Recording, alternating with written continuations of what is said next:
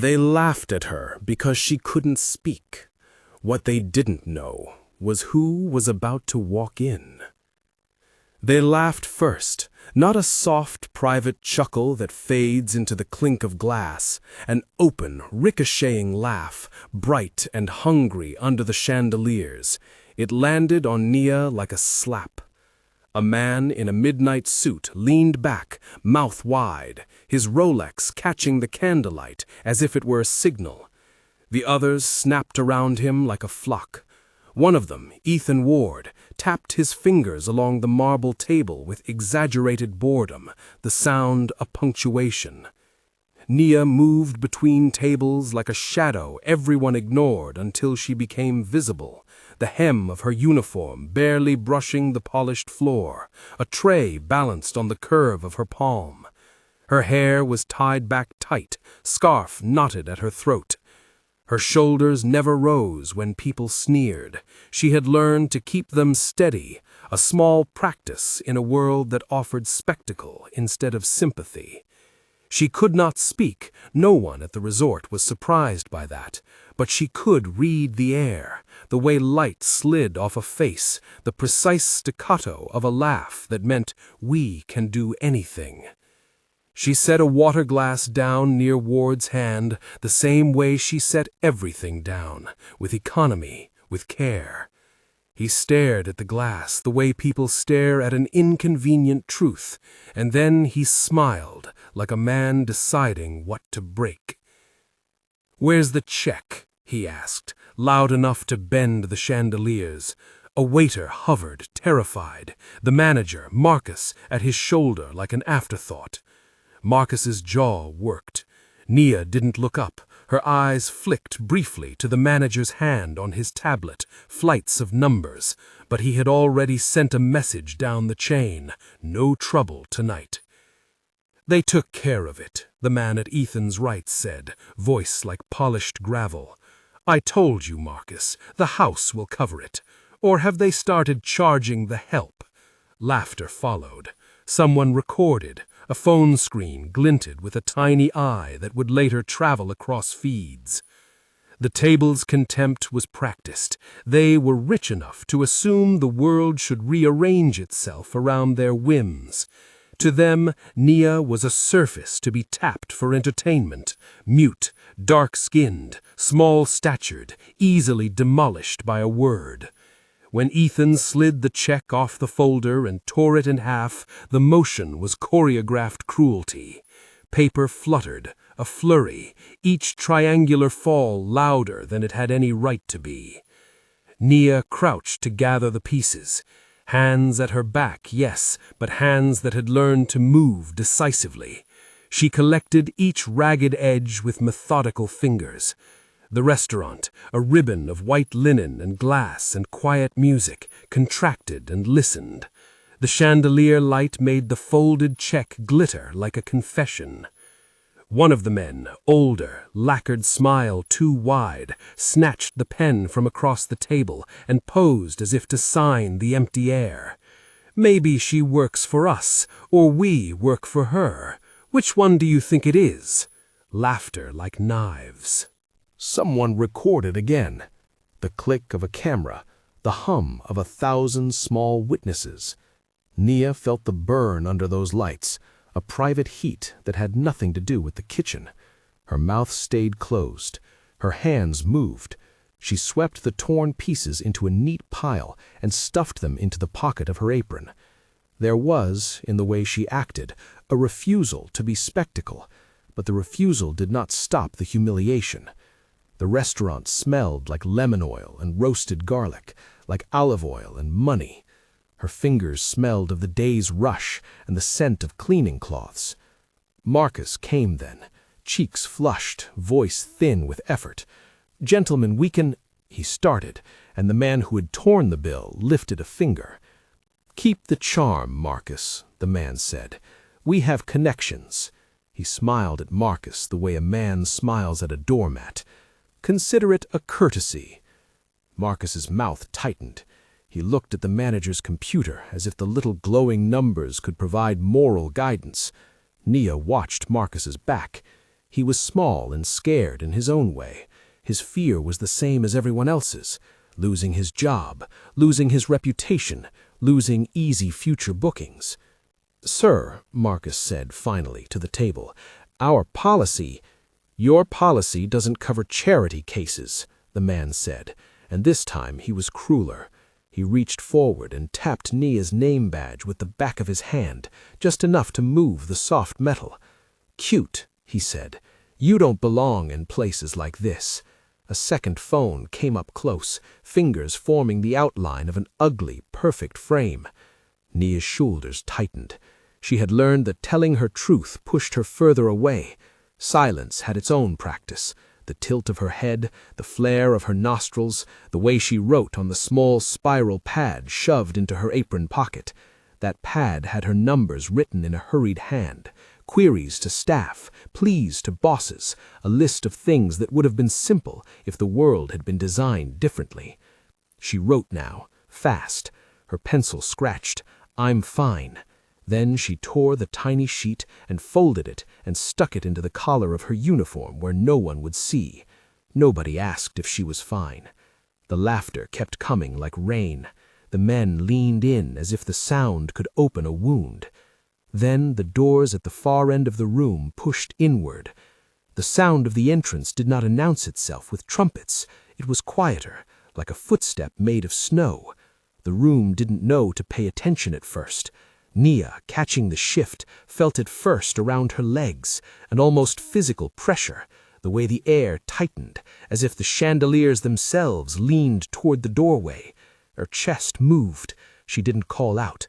Her eyes recognized the man in half-light, even when he had chosen a suit that looked like a shadow.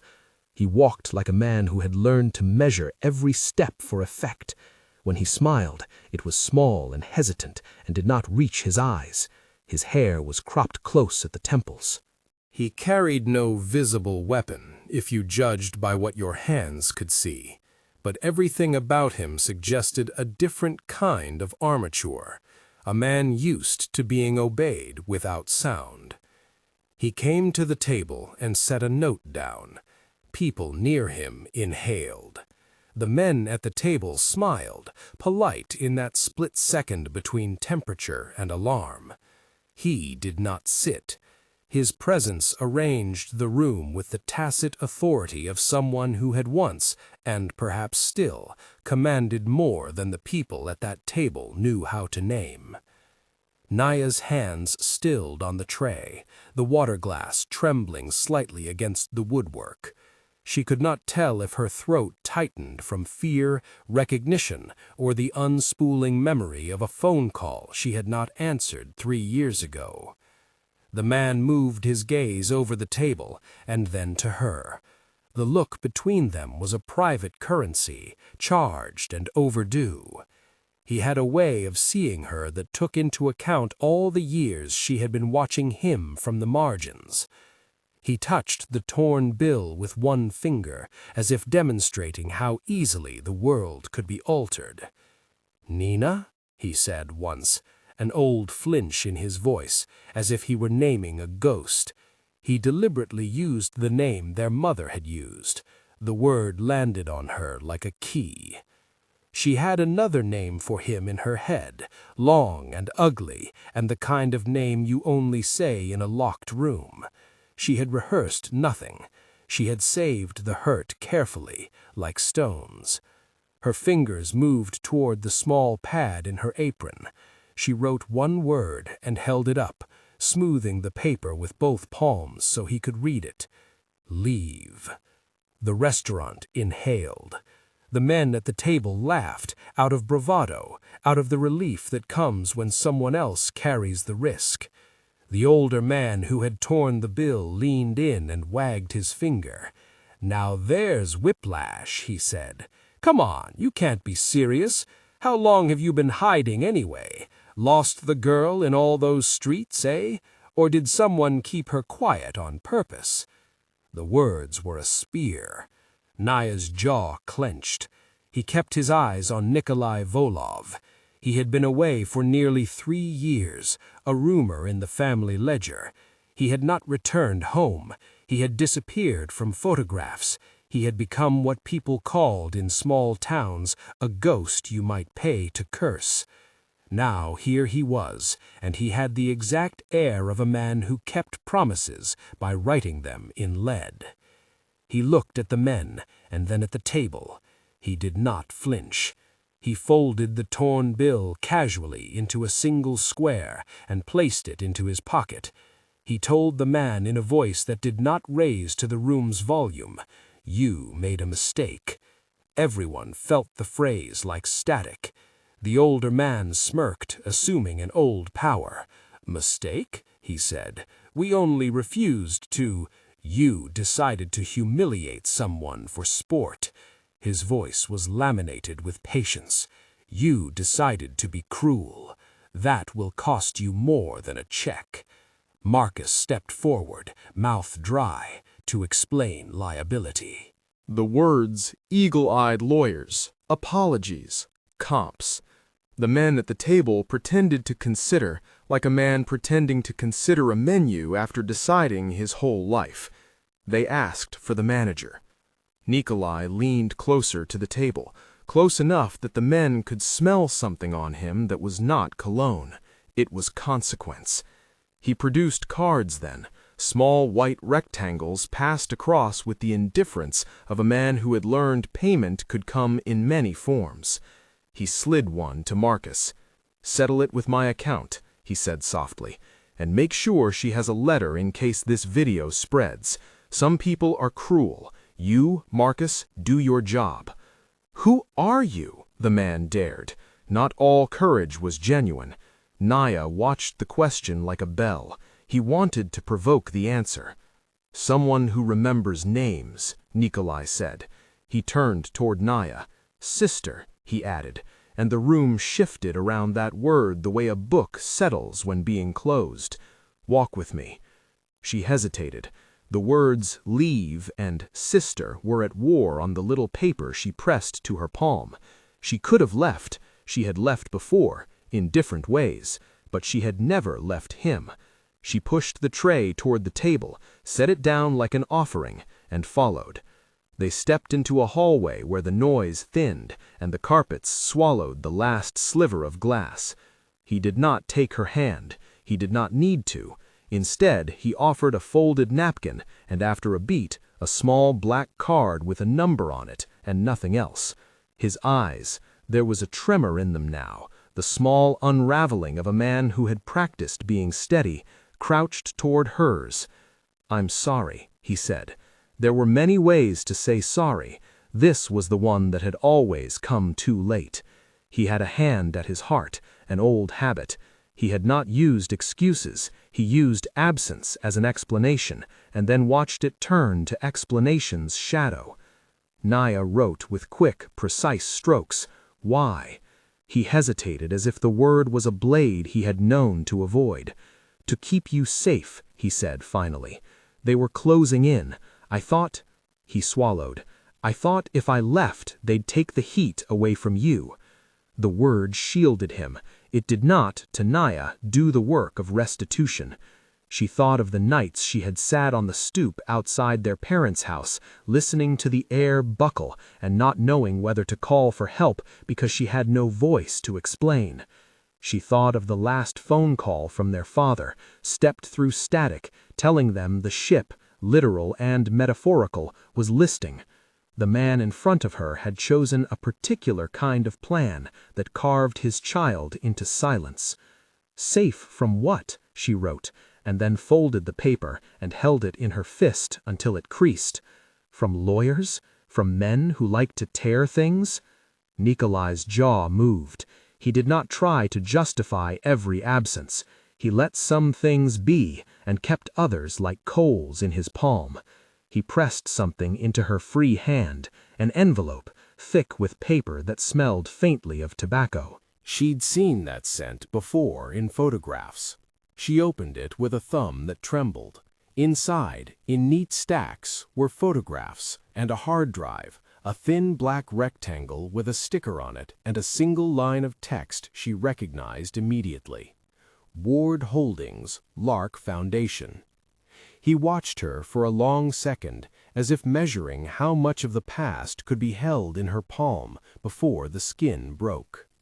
"They ruined the company," he said. "They cut the contracts, moved accounts, set recalls into motion, and then bought the failures cheap. They pushed the regulators. They convinced suppliers to sue. They used donations as filters to launder the money back into shell accounts. They did it like a surgeon." Nia let the photos run through her fingers. There were images of their father's printing press in flames, charred equipment like a body, and a notice of recall, bureaucratic and precise. There were receipts that had been rearranged like lies and invoices with different dates stamped onto them. Nia stared at a spreadsheet that had been highlighted in an accountant's hand. She looked at a line where an account had shifted into a Bermuda address. "They took everything," she wrote slowly. "You left." "I left because I thought leaving would hide you, because I thought the less visible you were, the less appetizing you would be. I was wrong." There was a tremor now in his face she had never seen handle his voice. He was used to giving orders like mathematics. Regret, however, is not a sum. It is a thing that refuses to compute. Nia folded the paper and put it back into her apron. She felt newly raw, as if some incision had been reopened. His return repaired nothing in the old ledger. It complicated everything. She could accept the money he offered, the protection he hinted at, and still resent the years of absence. She could accept that he had been right in the way that wrong people can be right. He had kept her safe in some respects, and still hold him accountable for the ways he had hurt her. "Let's talk to someone who has a badge," Nia wrote, a sentence that doubled as a choice. She wanted law, she wanted procedure, she wanted something that would make the story "don't tell" into a story told aloud, with witnesses and recorders and warrants. She wanted to see men who had made power moves be named on paper so that their power could be cropped. Nikolai nodded once and led the way toward a car that smelled like winter. He slid into the driver's seat and started it with a smooth movement. The lobby lights made him look older, closer to a man who had lived in other bloodlines. "If you're going to do this properly," he said, "you have to trust me, not the part of me you saw tonight, not the rumors. Trust my eyes and the people I have on the inside. We can hit them where it hurts. We can present evidence with a chain that will stand up in court." She had never liked the phrase, "on the inside." It smelled of other people's lives. But she also knew how to read things that were identical to proof. Bank statements stamped by the wrong hands, emails that confessed a date and desire, the signature of a man who had sold his conscience to a foundation. "Who else trusts you?" she asked, fingers curled around the steering wheel's ghost. Nikolai gave her a look so full of something like shame that it made her think of their mother's kitchen, of burns on the stove, of home. "A detective," he said, finally. "Sarah Morrison, federal. Honest. If she's willing to look, we'll bring in prosecutors. We're not playing judge. We can't. We need warrants, subpoenas, chain of custody. We set a trap that they can't weasel out from. Legala," he let the words settle. "Everything's for show. Everyone will be there." A horn honked somewhere in the cold air. The city was busy, indifferent. Nia counted on her fingers the reasons to say no, the years she had given up on family, the bitter trophies of humiliation, the way publicity could make old wounds fester. She also counted the photographs that smelled like smoke and the ledger that had been emptied. She felt small in the car and enormous at once. They reached the station 3 hours later. Detective Sarah Morrison waited in a small, efficient office with courts taped into an old calendar on the wall. Morrison's hair was in a practical bun. She had the look of someone who had learned how to fold anger into procedure. When she entered, she did not glance at Nia's hand with pity. She examined the evidence. "I know the name," she said without preamble. looking at Nikolai's file. Her voice was a tool. Ward, Ethan Ward, Ward Holdings, their philanthropic front, Lark Foundation, has been used to justify some creative accounting. We suspected laundering, small transfers into charitable accounts, then moved through shell companies, finally consolidated into offshore funds. We couldn't prove intent. Nikolai's face had that same sheep-caught look again, the way he weighed every bad memory into strategy. He placed the hard drive on the desk and slid the photographs and spreadsheets forward like an offering. "This," he said, "is more than a hunch." Morrison plugged the drive into a government laptop and watched the indexing bar crawl. She read emails aloud that once were easy to read because they were written by human hands, not people thinking themselves clever. "It looks like your brother found a paper trail, or someone did, and you're bringing it to us." Nia set her pad on the table and wrote, "I will testify. I want truth." Sarah Morrison looked at Nia like a judge who had just glimpsed a key piece in a puzzle. "We need you to be willing to go into public. If this is what you want, we'll protect you. Witness security, recorded statements, affidavits. But we have to be methodical. We can't act on heat. We need probable cause. We need evidence that links the people who made the decisions to the money." Nia's pen hovered. She could say yes, and then the world would watch her step into light. She could say no and keep her head down. The wound that had been reopened by humiliation still ached, but the ache had sharpened into something like an edge. She wanted, fiercely, to strip off the possibility of people laughing at her for being invisible. She wrote one word: yes. Morrison nodded. She asked a short list of procedural questions that taught Nia how justice moved, how the chain of custody would be preserved, what subpoenas meant, what a grand jury could summon. She described a plan that looked like a surgical map: gather evidence, secure warrants, find the best possible place to make the arrests so that cameras would record the moment and the legal chain would hold. "Why do you think they're tying in the charity?" Morrison asked at one point, looking up from the drive. Nikolai's hand tightened on the edge of the table, the gesture of a man who was used to holding a grip. "The charity is clean on paper," he said. "They use it to launder the shell transactions. It gives them cover. They invite senators and CEOs. They get social proof. And while they're on stage, they hand over checks. They think the optics protect them.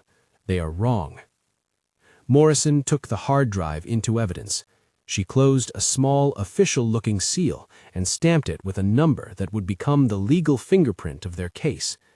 "If there are funds coming through on show nights," she said, "we'll be there. We'll need everything: guest lists, seating charts, any known signal they use to move money discreetly. If we can show intent to channel donations into shell companies with the aim of personal enrichment, that's fraud. If we can connect signatures to accounts, then it's laundering." Outside the building, winter clung to the city's edges. Nia hugged her coat tighter, palms damp where the paper had pressed to the skin. She thought of the family press, of their father standing in front of the machine with a smudge on his cheek, of the smell of ink, everything that made their name meaningful. She wanted it back. The next days were a new kind of work. Johnny, a forensic accountant with hair like a surprised hedgehog and an obsessive grin, sat in a cramped office and pulled up spreadsheets until the numbers felt like a story. He redlined transfers, traced IP addresses, found the slip of accounts rerouted through the Lark Foundation and out through 2 nominal trusts. Each transfer had a placeholder, each placeholder a face on a guest list. He flagged one transaction and then another. Someone had arranged the ledger like a code. Nikolai moved through the city like a man brushing dust away to reveal a name carved in stone. He had resources, not just the blunt instrument of money, but connections that could find the person who cleaned the records, someone who once sold a signature for the price of fancy dinners. He used those connections reluctantly, like someone who had learned the cost of using a hammer. Marcus, the manager, and the resort lawyers set in place a plan to manage the viral video that evening. "We will release a statement about the customer's poor behavior," Marcus said. "We'll release the footage as part of our zero-tolerance policy." "Don't live stream whatever we do," Nikolai advised quietly. "Let the statement come from you.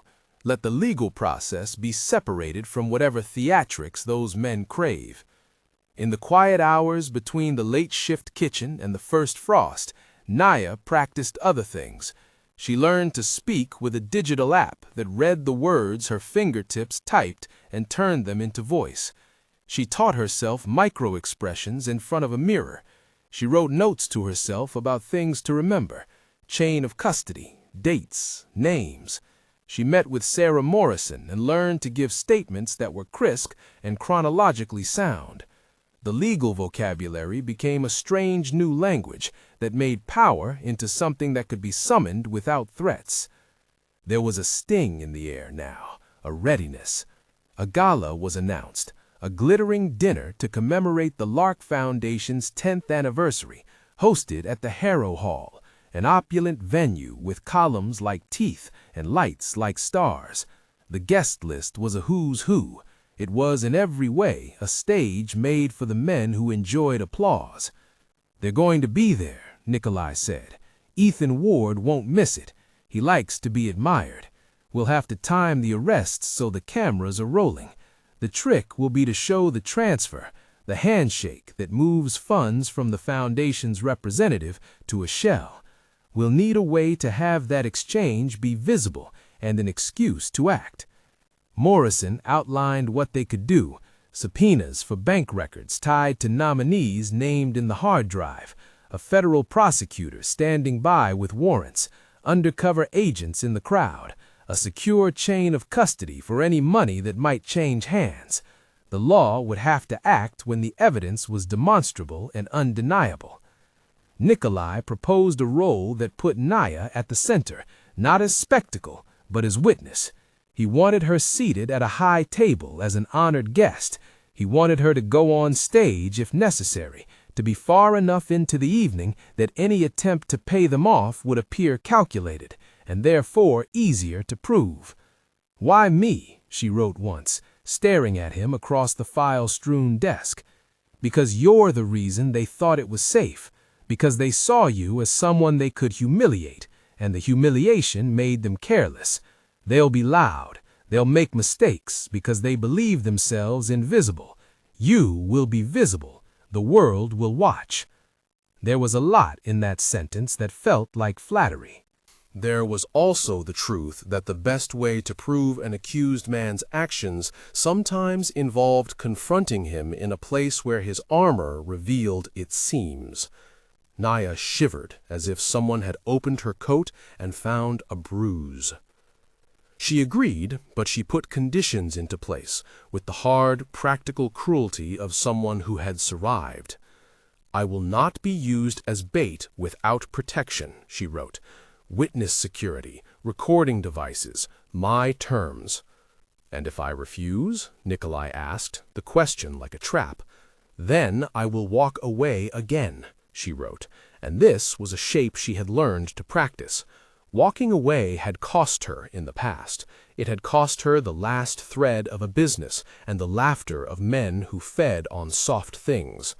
She pictured, for the first time in years, a ledger with her family's name at the top again. She pictured standing on a stage with the right words at the right time and not being made into a spectacle. "You won't walk alone," he said. "Even now I have people, Dmitri and Alex. They'll be the ones on the periphery. They'll not act as judges. They'll be muscle to keep the scene intact if a scuffle starts. But the arrests will be by the book, federal." "By the book," she echoed, testing the phrase. It sounded like a map. It sounded like a promise. There were things she did not know. whether the legal machine would move as fast as needed, whether someone could wiggle out of their own mess, whether a judge might be bribed, whether a jury would see the nuance. There were things he did not know either, whether she would forgive him, whether watching the men who had ruined everything go back to ordinary life would fix anything. They planned around those unknowns. They took lists, they numbered seatings, they practiced the angle of a camera that would show a checked envelope change hands. They built an audio grid that would pick up voices without being invasive. They mapped exit paths and emergency protocols. It was, in all its parts, a slow kind of choreography. 2 nights before the gala, a call came through.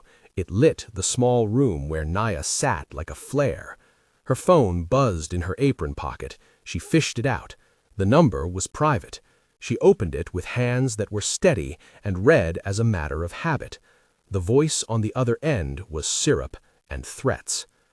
"We can avoid a lot of trouble," Ethan Ward said. His voice was casual, as if he were offering a menu item rather than proposing extortion. "Your brother hates publicity, maybe, but you hate trouble. We can give you something that makes the problem vanish. A check, a little hush to make the story go away. Think of it as charity, love." His laughter was a blade wrapped in velvet. Naya held the phone so that Nikolai could hear. His face, a mask most often, showed an unarticulated thing, anger leashed and restrained. "He thinks money buys silence," she wrote, pressing the paper to the phone screen so Nikolai could read it. "He thinks he can buy shame." Nikolai closed his eyes briefly, breathing out, as if testing whether someone would hear him. "Offer him a seat in court," he said, and there was no melodrama in it, just a statement of motion. "No money will change anything unless it's in their accounts with signatures. We will collect that. This man is not immune to law." Later that night, Nia sat by the window of the little apartment she kept near the neighborhood where she had grown up. Snow made a soft white hush across the city. She watched it fall and listened to the silence in a way she hadn't made a habit of lately. Her fingers traced the name on the hard drive's label as if it were a coin. She wrote on a fresh page, "I am tired of being small." The sentence was not a question, it was a promise. She folded it and slid it into the pocket where the torn check had lived for a few heartbeats earlier. In the morning, she met with a costume designer to discuss a dress that would not scream wealth but announce presence. It was a strange and small pleasure, choosing a color that would not wash her out under the flash of cameras. The dress was midnight blue, cut to fit without clinging to grief. It had sleeves that allowed for gestures should she need them, and a neckline that didn't make her feel like she was giving a performance. They pinned a little microphone discreetly to the seam of the dress, a thin tube like a secret. "You're not a prop," the designer said, reverently. "You're a person who tells a story right now." Nia smiled, an expression that dimmed when the memory of the last months came back.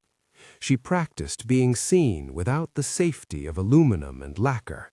She practiced with a small app that made her words real and audible. She learned the timing of praise and the cadence of testimony. There were nights when she dreamed of the press, the bright lights like teeth, and woke with a start. There were nights when she thought of the family press and of her father, and she wrote down his name, folding it into a paper plane and sending it into a drawer. When the day of the gala came, the city smelled different. It smelled like linen and possibility. Nia stood in a doorway with the perfect dress on and a small recorder stowed against her chest. She had a piece of paper that said precisely what she wanted to say if the moment required it.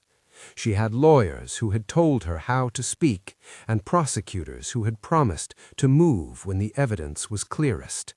She had a brother who had once stepped into her life like a shadow and now insisted on being measured. She walked into the hall and felt 1,000 eyes fold toward her like pages. Cameras tilted to capture her. Men smiled at her as if of a good omen. She sat at a high table with a place card that had her name on it, Nia Carter, Guest of Honor, printed in a font that made the letters look official and irrevocable. She took a breath that tasted of minute things and sat up straight. Outside, in the bitter air, a man watched the marquee light blink like intent. He did not yet cross over the threshold. He watched Nia enter, and for a moment his expression was unreadable. Regret, hunger, the calculus of a man who had always wanted more than his share. He made a decision that would press the air in a different direction. Inside, Nia's fingers tightened on the fabric of her dress, the pockets of memory unspooled, the torn check, Nikolai's apology, the hard drive on the table in Sarah Morrison's office. The hall breathed like a living thing, voice-muted chandeliers, a low swell of orchestra strings, the susurrus of conversation floating like perfume. Nia sat with her spine straight, hands folded in her lap, the seam of the microphone against her skin, a small, steady weight. Her app was ready, its voice soft and neutral. The paper in her palm had the phrases she'd practiced for clarity, each sentence paired to its legal bone. Lights found her like old friends, cameras found her like predators. If you believe in standing up for the vulnerable, tap like. She felt the world narrow to the table in front of her, gloved hands laying down silver, a glass trembling with a man's fingers, the sheen of watches that counted time and credit. Ethan Ward arrived with the confidence of one accustomed to being loved by rooms. He moved through congratulations like an imperious tide, shaking hands, laughing with an ease that had long been bought. He noticed her the way predators notice a change in the wind. Nikolai sat 2 tables back, hands folded, expression practiced into polite stillness. Dmitri and Alexei were farther back, close to the exits, faces like basalt.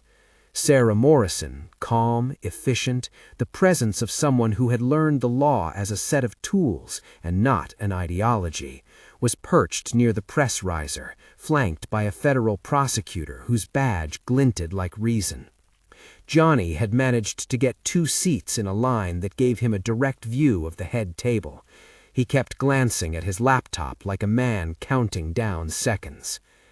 Nia watched Ethan glide down the room. She watched the way he leaned, the small adjustments that men like him used to make cameras favor them, the tilt of the chin, the angle of an elbow, an offhand quip that invited applause.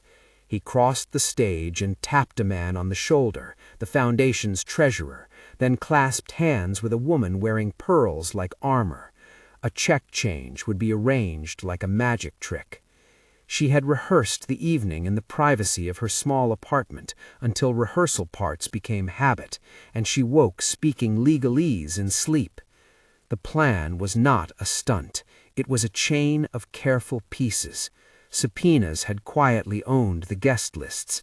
Undercover agents wearing gowns and tuxes had rehearsed their roles.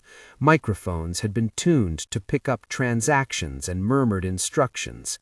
A bank courier had been primed to handle a marked envelope. The federal team had coordinated with local police. Warrants had been prepared.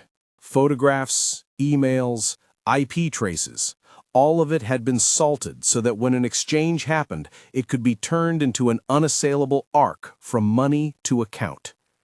Nia felt the heat of the room, the hum of people grazing one another for gossip. Her fingers brushed the envelope in her clutch, the one marked to be the bait.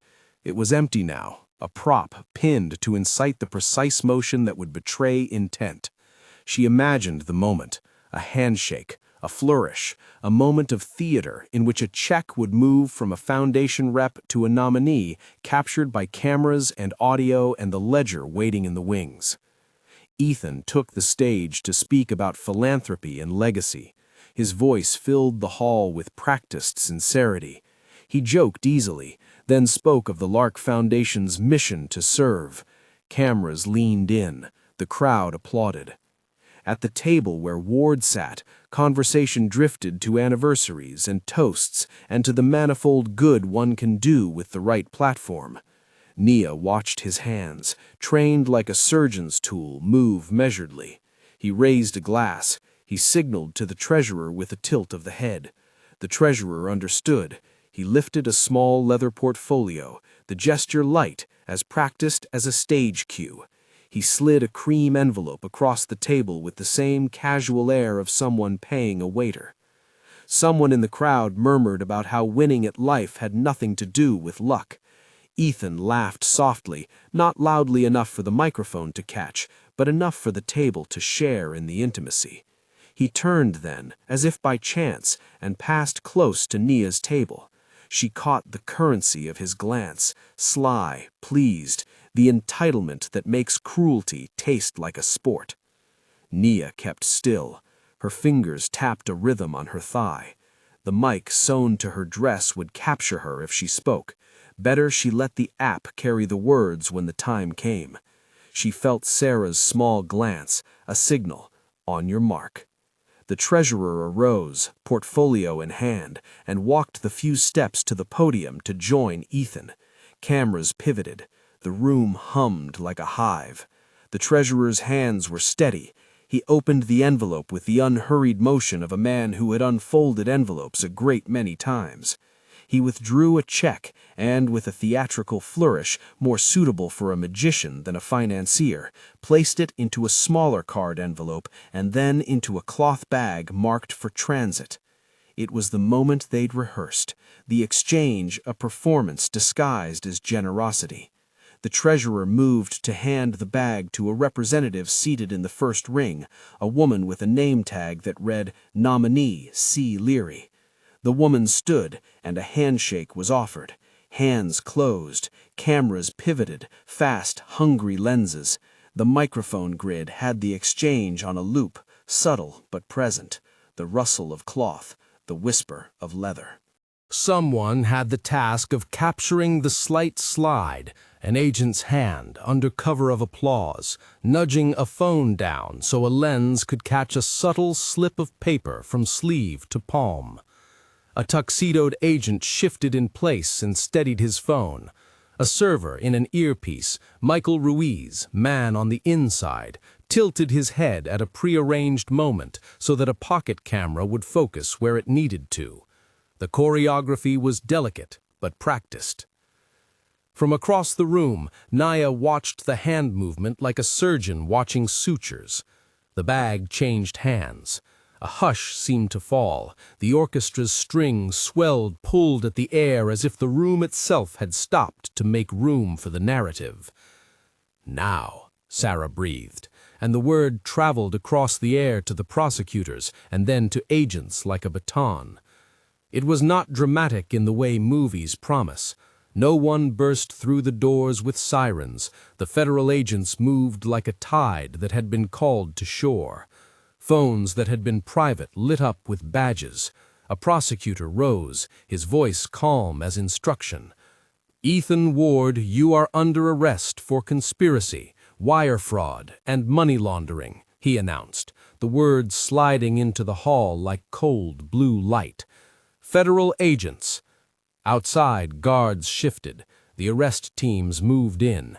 For an instant, the room held its breath, and the orchestra's strings cut off on a note that left dust in the air.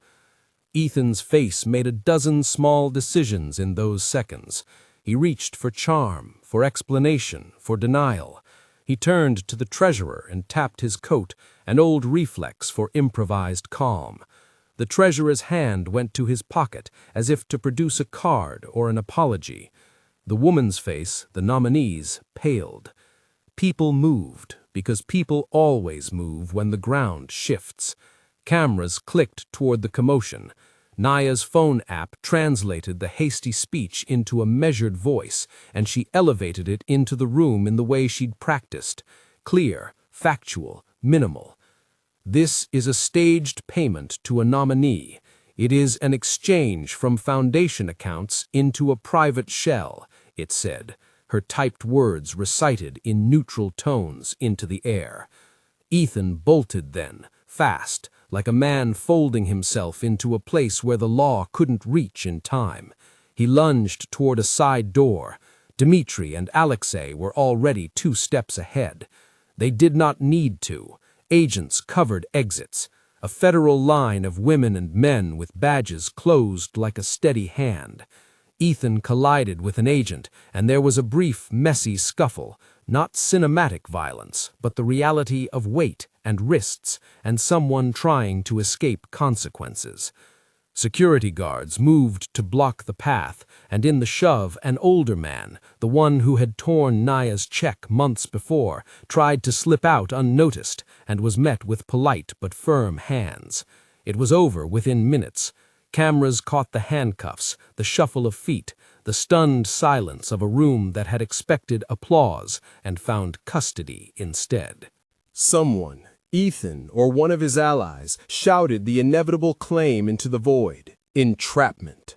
The prosecutor unrolled the affidavit like a cloth and began to read aloud. The chain of custody for the envelope, the recorded emails that showed intent, the bank transfers that threaded straight from foundation donation to offshore account. Sarah had already peppered the affidavit with exact timestamps. Johnny's red-line spreadsheet was ready on a laptop propped near the press riser. Nia felt the old ache of being visible, this time braided with an unfamiliar heat, the clarity of truth arriving for the first time in public. She rose when instructed and walked to the podium. The microphone accepted her. Her hands trembled, not from fear, but from the sudden exposure of years of quiet work. She opened her paper and let the words she had trained herself to craft fall into the room's ears. "I won't make this about revenge," the app said in her voice. "I won't rehearse their names into weapons, but I will say what happened. I will say that my family's company was taken through lies and fires and lawsuits manufactured by men who thought their influence made them invisible. I will say that the Lark Foundation received donations that never went to the people they were supposed to help.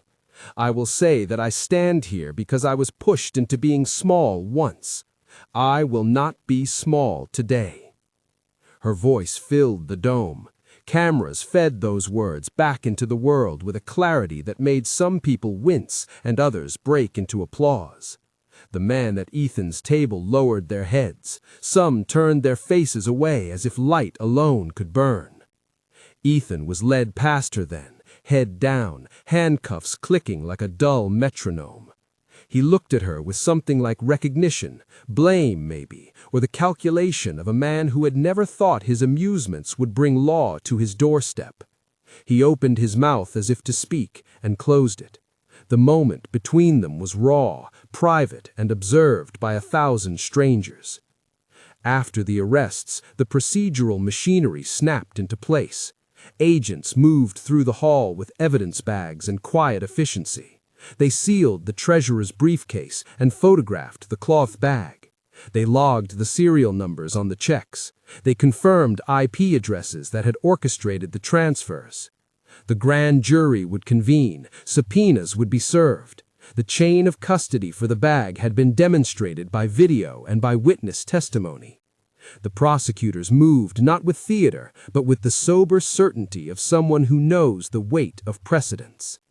Nia felt the adrenaline leave her body in small waves. The applause came then, not like catharsis, but like an acknowledgement. Sarah shook her hand, eyes careful and compassionate. "You did what the law needed," she said. "We did it the right way." Outside, as the hall emptied, reporters clustered into packs like small animals. Marcus approached, whispering regret and relief. "We'll stand by any statement you want," he said. "The video will be part of it.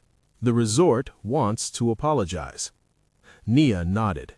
She had rehearsed this too, the statement, the terms, the demand for restitution, and for the resort's public acknowledgement of their duty to staff.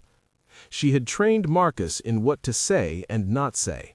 He'd listened like a man brushing up against the weight of a new morality. That night, the news cycles looped the arrest footage. Phone notifications lit up like constellations. People who had ignored the quiet story of the Carter press found themselves confronted with evidence that was hard to spin away.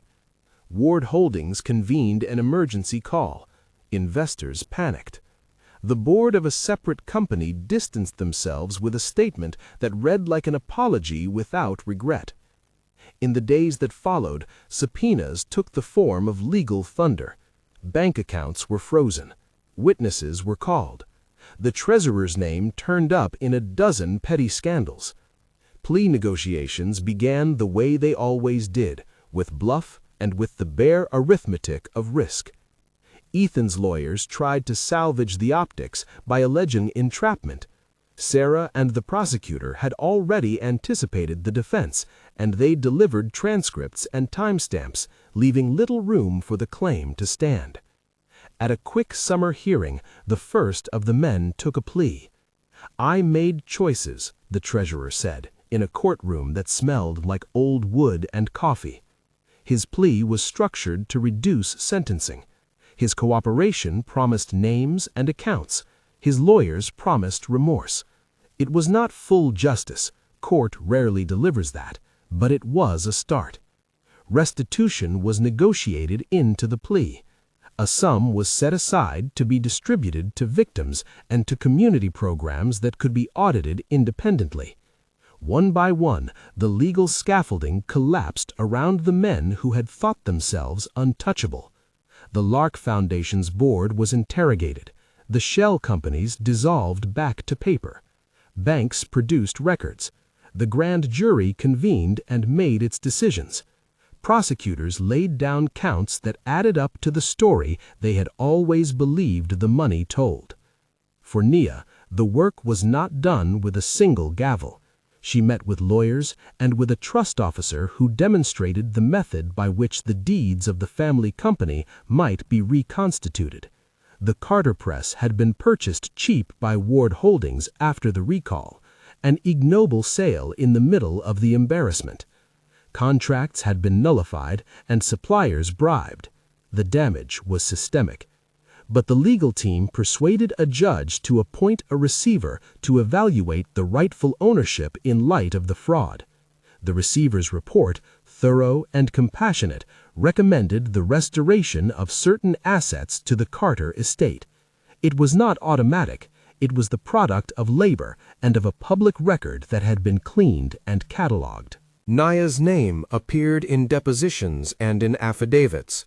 She sat across from Ethan in a conference room with a wall of plexiglass between them while cameras recorded the mediation. He looked smaller there, not because incarceration had diminished him, he had not yet been sentenced, but because the theater that had elevated him had been pulled away. He shifted in his chair, like a man looking for the right words to shave down a life to apology. Nikolai watched those sessions with a careful face. He had fought his own internal battles. The nights he had spent away, he had meant them to be shields, had become a thorn in his sister's history.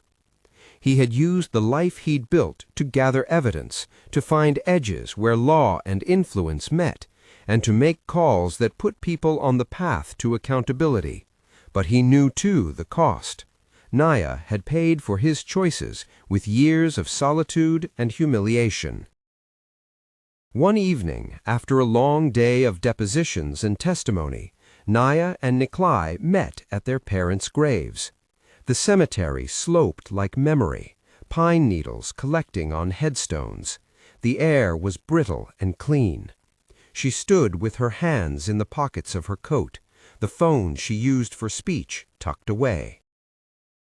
"You did the right thing to bring it to light," Nikolai said quietly. "But I did wrong leaving. I thought I was protecting you by erasing myself. I thought absence would be a shield. It wasn't." Nia looked at him without speaking. She let the silence do the work she could not with words. Her fingers tightened around the corner of the paper in her pocket. She had 1,000 questions: why he'd never written, why he hadn't at least sent proof something was being done, but she also felt the sting of the truth he offered, not a defense, but an admission. "You left us to survive in the dark," she wrote, and held the paper up, slow and deliberate. The lake behind them glinted like a broken promise. "I was afraid," he said aloud finally, and the word left him small and honest. "Afraid that anything near you would be used against you. Afraid that my enemies would use you as a bargaining chip. I thought removing myself would keep you alive. I did not understand then that protection without consent is another kind of violence." She looked at him. The confession hung between them like a bridge. It did not cross with a single step. "Can you stay without controlling?" she wrote. "Can you let me build what is mine without you making the decisions for me?" Nikolai's hands folded like a man speaking a vow. "He can try," he said, "and if I fail, tell me to leave. I will step back, but I will not vanish, not again." Her expression was not relief. It was negotiation. Trust, once broken, is not rebuilt by words alone. It is rebuilt by time and by small, demonstrable acts. Over the following months, Nikolai did the hard, quieter work. He untangled networks that favored the old ways. He used his connections to help find vendors for the Carter press at fair prices, and he insisted, publicly and in legal filings, that he would not leverage his influence in corporate decisions. He agreed to step down from any role that could be construed as using illicit leverage. He attended board meetings as an observer, not as a decision-maker. He placed his signature publicly in a document that emphasized transparency and third-party audits of any companies he touched. Naya, for her part, did not immediately open the Carter Press's doors. She spent months understanding the ledgers, interviewing long-time employees, talking to unions and to the community that had once relied on the company's steady jobs. She chose to relaunch not with the old name alone, but with a community-focused imprint that had auditing boards and a promise to donate a portion of revenue to verified literacy programs, structures designed to make restitution into a living thing rather than a line item. There were moments of tenderness between siblings, a hand on a shoulder at a hearing, a silent sign across a crowded courtroom that might have been a joke their father would have understood. There were also sharp edges, arguments about when Nikolai's friends still called, about the lines between protection and control. Naya insisted on transparency. He complied, sometimes grudgingly, sometimes with the relief of a man learning to live in sunlight. Ethan Ward's sentence came in stages. Some men pleaded and cooperated. Ethan sought trial, and the trial was long and draining for everyone involved. He was convicted on multiple counts after jurors sifted through emails and transfers, conference call transcripts, and bank reconciliations. The judge, in a measured moment, handed down prison time and fines designed to have teeth, and restitution was ordered, an amount that would not restore everything but would create a legal acknowledgement of wrong and a mechanism for repair. The courtroom footage was not triumphant for Naya. It was merely definitive. Her family's name returned slowly through contracts and through the stubborn work of creditors who recognized that an honest press, run properly, could still command loyalty. Suppliers who had once been coaxed into false claims were reapproached with transparency and in many cases apologized to. The community that had once relied on the Carter Press found its labor market stabilized. The restoration was practical and painstaking. One winter evening, after a long day of integrating the press's operations back into a legal public model, Naya and Nikolai walked out of the building into snow so fresh it blurred the city's edges. She turned her face up and let it fall on her skin. He watched her the way someone watches something precious and fragile. "You ever think you'll stop?" she wrote with a small smile that meant both hope and warning. He paused as if he were calculating the risk versus the cost, and then, unexpectedly, he answered with the sort of humility that had been rare in his life. "I will try," he said, "not because you ordered it, because I want the right to stand beside you without making your life smaller." That night, in a modest, honest ceremony, more like a fixation of promise than the romanticized leap of lovers, Nikolai told her plainly what his choices would be. He would sever some of his entanglements. He would encourage anyone who could hurt their business by association to step away. He would work publicly to ensure the Carter Press never again became prey. She, in turn, would set terms she expected him to honor.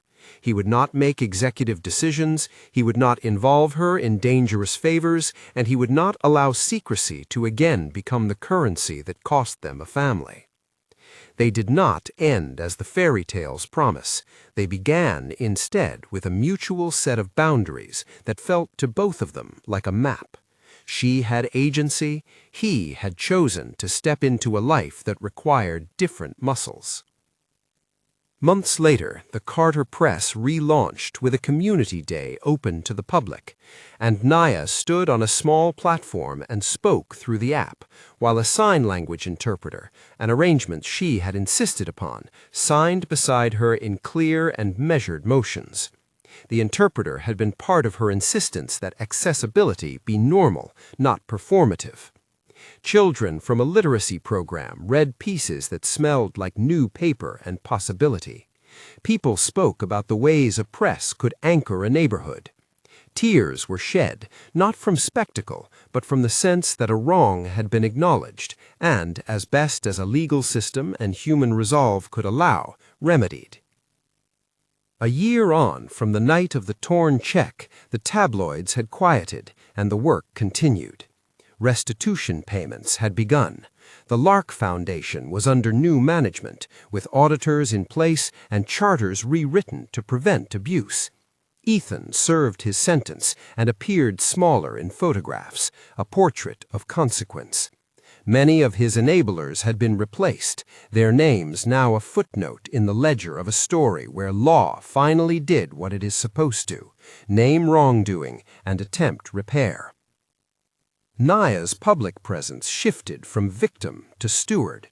She launched a foundation in the Carter name to support local printing apprenticeships and media literacy programs that taught communities how to read the signals of power. She insisted that the board include community representatives. She made one of her first hires a liaison who had once been an opposing counsel, a woman who had shown herself honest at a time it mattered. The rebuilding was not romantic, it was managerial and moral. And Nikolai, he began to meet with former associates and told them, quietly and without threat, that his focus had changed. He stepped down from some roles and gave up opportunities that would trade safety for influence. It cost him prestige and a certain operative satisfaction he had depended on for years. But he kept a different kind of pride, the knowledge that his sister's company was standing, not because he had bought it back with blood and shadow, but because she had reclaimed it in public with law and commerce and the backing of a community that would not again allow it to be prey. They celebrated small wins, a contract signed with an ethical paper supplier, a community printing class that sent its first cohort into jobs. They mourned losses with the steady ritual of grief, visits to the family plot where they laid flowers and spoke aloud about what they had lost and what they would not let go. They argued about decisions because power unexamined is as dangerous as power unmitigated. They learned, slowly, to trust the mechanics of everyday life, a bank account managed publicly, a weekly call to discuss decisions with counsel nearby, open calendars, and a promise that if one of them needed to leave town, the other would have time to prepare. In a quiet office stacked with boxes of proofs and smelling of ink and lemon oil, Nia placed a photograph in a frame. Their father's hands, blackened at the tips with ink, steady on the platen, smiling. She set it on the desk, the same desk where she had once signed her name in youth that would be turned into legal ink and corporate paper. She put her hand on the frame for a long moment, feeling the heat of memory. Nikolai came in then, carrying 2 cups of coffee. He didn't speak at first. He moved with the small inherited gestures of home, the tilt of the mug as he slid it toward her, the way he lingered by the window. "You did the hard part," he said finally. "You made them see." She smiled, a small private sign that meant both gratitude and a guarded reckoning. "We did the hard part," she wrote, "and we will keep doing it." He nodded. He had learned in the long currency of consequence that the right thing is not a single act, but a lifetime of acts built on transparency, consent, and repair. He stood up, rested his hand on the back of the chair, and in a tone that asked for a kind of permission, he added, "Stay?" She considered the question, as she considered contracts and audits and the small, impossible task of trust. "Stay," she wrote at last, "but stay honest." He smiled, this time without measuring its effect.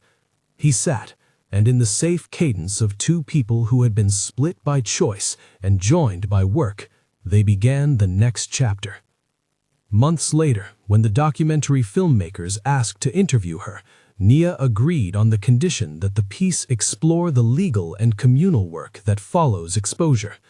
"Don't make it a tale of vengeance," she told them through her app. "Make it a story about accountability and repair." They filmed her walking through the press as it hummed and smelled of paper and dust. Children clustered around a new linotype and a neighborhood that had regained a small piece of dignity. The closing image of the documentary was simple: Nikolai and Nia stepping out of the press into a soft winter sun. They did not clasp hands like lovers, nor promenade like conspirators. They walked side by side, 2 people who had been broken and had chosen to fix what they could, with law as scaffolding and with the community as witness. Justice had not erased the past. It had, in places, made a ledger that could be read and audited. It had produced restitution, but not resurrection. It had given Nia the right to be visible on her own terms.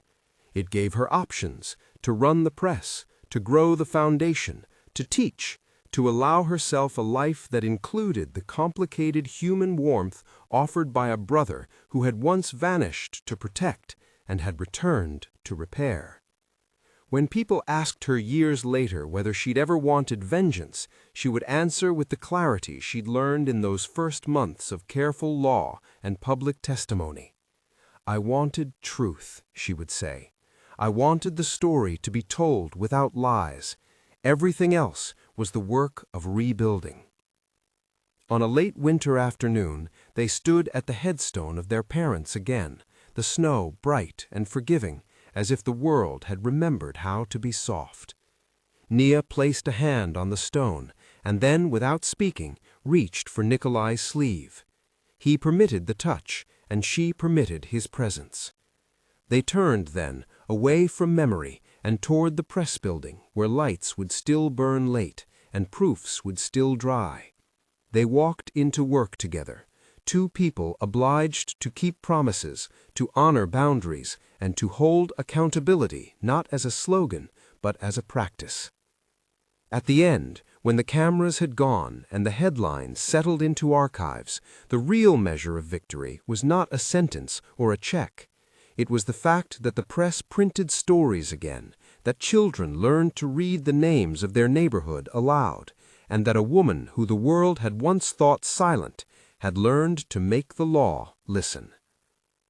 If you want more stories about truth and the messy human work that follows, subscribe and watch the next video.